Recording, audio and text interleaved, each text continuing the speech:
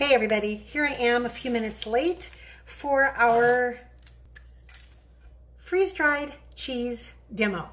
When I asked all of you in the Survival Mom Bootcamp group what you wanted to see or what you wanted to learn about, I heard loud and clear that it was all about cheese. When I very first started doing my food storage and really learning about it, my first forays into food storage were kind of sad. I didn't know what to buy. I was just buying random stuff. I was just stocking up on things like cookies and crackers and cereal in boxes and things that didn't have a long shelf life, but I didn't know any better. So, but I remember when I very first realized, okay, there are certain things. Hey there, Janice, and everybody, be sure to, I can actually see your comments when I'm doing this, so let me know that you're here. I realized, oh my gosh, in a worst case scenario, I might not be able to have my beloved cheese enchiladas anymore. And I was worried about that because if there is one thing that I really just do love, it's a comfort food, it's cheese enchiladas. And then I discovered, freeze-dried cheese. So I want to show you what freeze-dried cheese looks like in the can. And then I'm going to show you, I wonder if I should heat my skillet up. I have my skillet. Hey there, Dee. I have my skillet. I don't have anyone do my camera for me today. So there's my skillet. I was going to get some butter. I forgot to get some butter out for you. There's my butter. It's in the cupboard right by me. There's nothing professional or practiced about this this video, I'm sorry to say. Let me show you what freeze-dried cheese looks like in the can. You get a lot of it. I am telling you. Now this is the old packaging. All right? This is what's called a number 10 can. Back up a little ways. Some of you are familiar with the different sizes. Look at it, it's big. It's like the size of my head. Number 10 can is going to hold about a gallon of food. And there's some settling, but not like the settling you get in a bag of potato chips when it says contents may have settled and you open it up and it's half empty. It's not that kind of a settling. But over time, you can just imagine some, hey there, Jean. You can imagine, Jean is a member of Survival Mom Sisterhood. Hey, and Dee also. Nice to see you guys here. But I wanted to show you how much you get. Now, I have used about 3 or 4 cups of this. All right, so let's see if I can figure out how to show you how much you get. That is a lot of cheese. It really is. Can you see it there? Am I not getting it? Can you guys see the cheese? I don't think that I'm figuring out my camera angles. But this is a lot of cheese. Just look at that. So there have been discussions on, well, freeze-dried food is expensive, et cetera, et cetera, et cetera. But I'm telling you, a number 10 can holds just about a gallon of freeze-dried cheese. And you can see that it looks exactly like what you would get at the store or what you would grate on your own if you had that at home. Okay, good, you guys can see the cheese. Hey there, Mel and Janelle, nice to see you guys showing up here. So the first thing you're going to notice is it's a lot of cheese. Second thing you're going to notice is it looks exactly like the cheese that you would have at home. It really is not any different at all. I mean, the size, you can measure this out just cup for cup. So if a recipe calls for X number of cups of cheese in a chowder or something, it just measures out the exact same as it would if you were just doing it fresh. Now, to rehydrate the cheese, what you're going to do is, and the directions are on the package. Okay, hey Susan, nice to see you. You're going to measure it out, and in here I have a cup of the freeze-dried cheese. Okay, and by the way, when you see your freeze-dried cheese, hey Meredith, hey, thank you. I'm glad you like it too. Have a pinch of it. It tastes like cheese nips. And it really is good on its own, just dry. Hey there, Holly. I have missed my Survival Mom Sisterhood members. We usually do weekly group calls, sometimes 2 calls in a week, depending on our schedule. I was thinking of today, Holly and Dee and Meredith, Jean, I really have missed you guys. But anyway, before I cry, this is what you can do. You can just take this, and then here is the secret. You want to add cool water to this, not hot. Hot's going to melt it. I made that mistake my first time. And you're just going to either, whether it's a Ziploc bag like this or it's a container with a lid. You want to have the lid on there. You're just going to very, very, very, let me see if I can do this. Very, very, very slowly dribble it in. And then I always like to kind of fluff it up with a fork. So your goal is to rehydrate the cheese without having a lot of extra moisture. Thanks, Holly. Without having a lot of extra moisture. And in fact, if you see water puddling at the bottom of your container, whatever you're mixing it in, then just pour out the liquid a little bit more. It really does not take much. So we're just kind of going to scoop it around. You could also shake it if you want to do that. Some people will put this in a jar and then just kind of shake it around. But I already have some rehydrated in my refrigerator.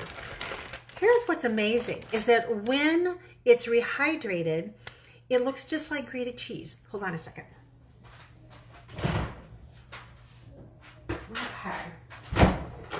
Okay, here is the cheese that I rehydrated earlier today. And again, it looks, I mean, it's cheese. It's not like there's, you know, you're going to buy something and it turns out, oh, that's not cheese, that's fake. This is really, really, really real cheese. So I'm going to get my skillet going over here. There we go, my cast iron skillet. And I don't make quesadillas nearly as often as I used to when we had kids here at the house. So there's my cheese. And soon you're going to see how it melts. That was the most impressive thing to me with the freeze-dried cheese. I realized I really could have cheese enchiladas. You know, all hell's breaking loose, the grocery stores are empty, and Lisa Bedford's going to be sitting there at home having cheese enchiladas. That's kind of a nice, thing.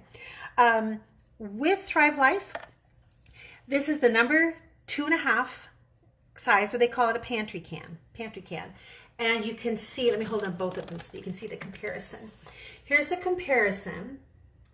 And I live in an area now down in Southeast Texas that is pretty humid. It's pretty humid, you guys. And I have actually had some freeze-dried food, even though I have this little seal on top, the lid. I have had some of my stuff just kind of go bad. If I forget that it's in the pantry and I open up a number 10 can of, let's say, you know, sliced chili peppers or something, and I forget they're there, and months later I go by, the humidity has affected it.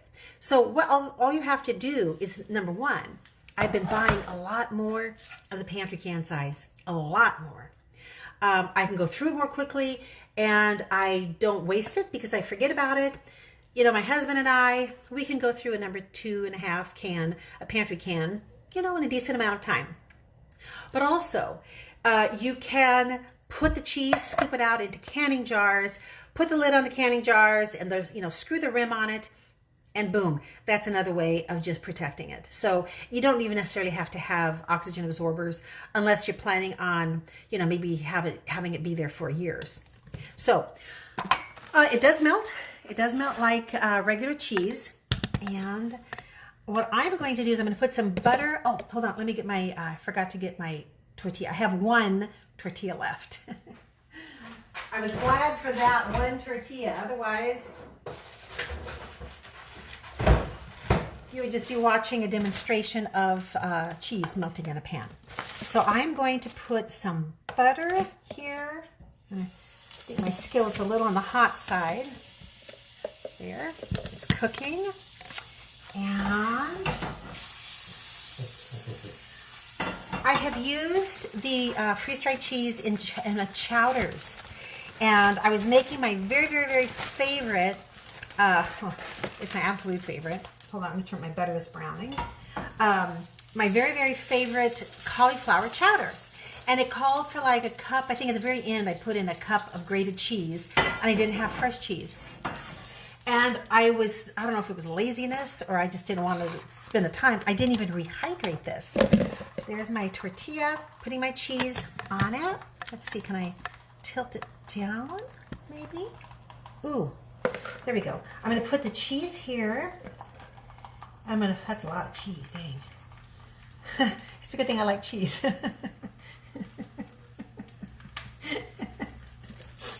I don't have my kids to rescue me anymore when I make too much of something. So there's my cheese, and I'm going to fold this in half so it can kind of just heat up. There. So going back to my chowder story, I decided that my chowder, I was just going to just dump the cheese in. So the last 10 minutes or so that the chowder's cooking, you add your melted, you add your cheese, and this melted just like, you know, just like fresh cheddar cheese in the chowder. So that was nice. So whether it, what I love is that it melts just like real cheese. I know there are cheese powders out there, and one time I rehydrated a cheese powder. I was kind of playing around with it, and it does not melt. But this stuff really, really does. Thrive Life has this cheese in, they have Parmesan, there's mozzarella, and there's Colby Jack. And they used to have Monterey Jack, and there might be Monterey Jack. They're phasing that cheese out. And I don't know if they're phasing it out in all sizes. I did not check. But Monterey Jack is something else you can look for. So Mel, hey Mel, good question. Mel wants to know how long does it last after you rehydrate. You could actually have this in your refrigerator for a couple of weeks. So in a way, you're kind of making your own bag of grated cheese. So instead of buying at the grocery store, you have it here. It stores it's room temperature, so you don't have to keep the can itself refrigerated. But then once you rehydrate it, you put it in the refrigerator, and if you want to have, you know, a handful for a salad, or you want to have a handful for a quesadilla or a cheeseburger or something like that, you're good to go. Okay, I do not want to get grease on my clothes. Okay, there is a story in my family about Lisa and grease. The other day, I was doing something at the stove. My husband just handed me the red apron, you know, because I just have a knack of getting grease on my clothes, and then I can't figure out how to get it out. I've tried so many remedies. If you guys have any solutions, put them in the comments. So that's my cheese story. So wait 1 second. I'm going to open this up a little bit, and you can see that it really is melting. Let me get this down again. It really is melting just the way cheese, ooh, look at that. Yummy. I'm gonna leave that in my skillet just a little while longer. So I hope that takes the mystery out of freeze-dried cheese, all right? It's kind of nice just to eat it crunchy as a snack. Maybe a little expensive of a snack. I don't know the current prices, but with the sale that's going on right now, and then of course if you sign up as a consultant, you get the lower price, and you can also get commissions on your own purchases, which is what most people do. They just are like, well, if I'm shopping, I might as well just get a few more, you know, just an extra little discount. Let me look at my notes. Use the same measurements as regular cheese. You don't have to grate. This cheese isn't going to go moldy when it's rehydrated. And going back to your question, Mel, if it were me and I was going to be just kind of always wanting to have this in my refrigerator, right now I just rehydrate what I need when I need it. But if I wanted to have some in there all the time, I would just, you know, a couple of cups in there, and you have it just, you know, it's there fresh for, you know, a couple of weeks. So really easy to rehydrate, easy to use. You only have to use just the amount that you need. And the basic rehydration count, I'm going to turn my stove off. The basic rehydrate amounts are 2 cups of the cheese to about half a cup-ish of the water. And what I do is I just very slowly, I just kind of dribble the water in, and I'm there with my fork, kind of fluffing it up. And when I notice that there's any water pooling at the bottom, I just kind of try to scoop the water up with my fork and just kind of get everything fully rehydrated. That's the story of freeze-dried cheese. It works great with my melting. I have used it in my chowder before. You can rehydrate it and sprinkle it over something, and it's nice to have just the real life cheese. The other option for food storage, of course you can make your own cheese. The other option in addition to that is canned cheese. Now canned cheese, Red Feather is the butter. I forget the brand, but it's like a cheese product. It doesn't taste bad, but this is like real cheese. So the cheese, you know, on top of a pizza, if you're going to get the mozzarella, the cheese, you know, if you're going to make an eggplant parmesan or something like that, you can have the freeze-dried Parmesan cheese and the freeze-dried mozzarella. It's pretty easy. Anything else? Anything else? Is Jennifer Tutwiler here? She had a question about dehydrated vegetables, and I was going to show her. When I very first got into prepping, the very first thing that Bega, thank you, Holly, Bega cheese. The very first thing that I did was learn how to dehydrate food, and so I dehydrated quite a bit in my day. Before I let you go, let's talk about the expense of freeze-dried food. Like all food, the prices of freeze-dried food, like all food, it's gone up. Chances are it's going to go up again. The demand is there. Last year, the demand just skyrocketed. I don't know if you're on my email list or not, but I had a chance to talk to the owners of Thrive Life last week when I was in Key West. It was a wonderful, wonderful Thrive Life sponsored trip. And I earned it. And they have another trip coming up for people to earn in Scottsdale at a spa there. But he said that they will contract with farmers, 6 months in advance, a year in advance, maybe more than a year in advance. So Thrive Life and these different companies would project, we're going to need 5,000 pounds of peaches. Okay, so that's part of the plans the farmer makes. Well, then all of a sudden, like last year, people go nuts with food storage and they are way, way, way behind. So Thrive Life, and I'm sure the other food storage companies, they have learned, how to project better, as well as the farmers and the growers, ranchers, whatever. So a word about how to incorporate these foods into your food storage pantry. This is what I would do. This is what I've done. Take a look at the foods that are part of like Thrive Life. Okay, I have bought from many companies my first 5, 6, 7 years. And then after a while, it was just like, I'm just going to stick with Thrive Life. Okay, but this would be true of other companies as well. Go through and say, okay, what food would I want to have on hand that I really can't grow, I really can't can. I've never heard of canned mushrooms, like home canned mushrooms. Maybe it's possible. And then like the cheese, some foods that are just versatile. So you want to have a combination where your freeze-dried foods, you buy them strategically so they complement the other things that you have. Most people are not going to have a whole entire room full of nothing but freeze-dried food. And I don't really even think you should.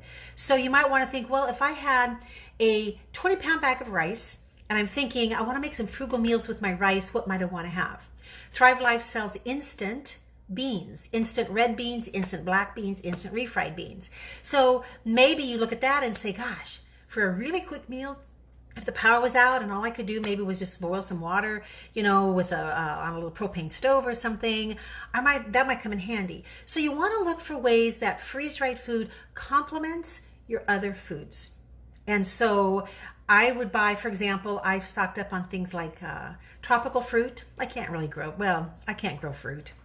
All right, what I have out in my backyard, it's doing okay, but I'm not ever going to be able to grow bananas and mangoes unless I move to Costa Rica or something. So I bought those kind of fruits. I have bought the cheeses, as I've mentioned before, things that are just, be kind of nice to have that on hand, but I don't necessarily have to say, wow, I'm going to buy $5,000 worth of freeze-dried food. Okay, does this help? Are there any other questions about the cheese? Yeah, my quesadilla is done and it's ready for me. It's kind of a late lunch for me, but oh well. Anything else? Any other questions? I will answer the questions in the comments when the Facebook Live is over. And thanks for being here and watching. I had fun doing this. I don't think I've ever demonstrated a freeze-dried food before, so I might do this more often. Hey Karen, the recording of this is going to be in the Survival Mom Bootcamp group. Look for media.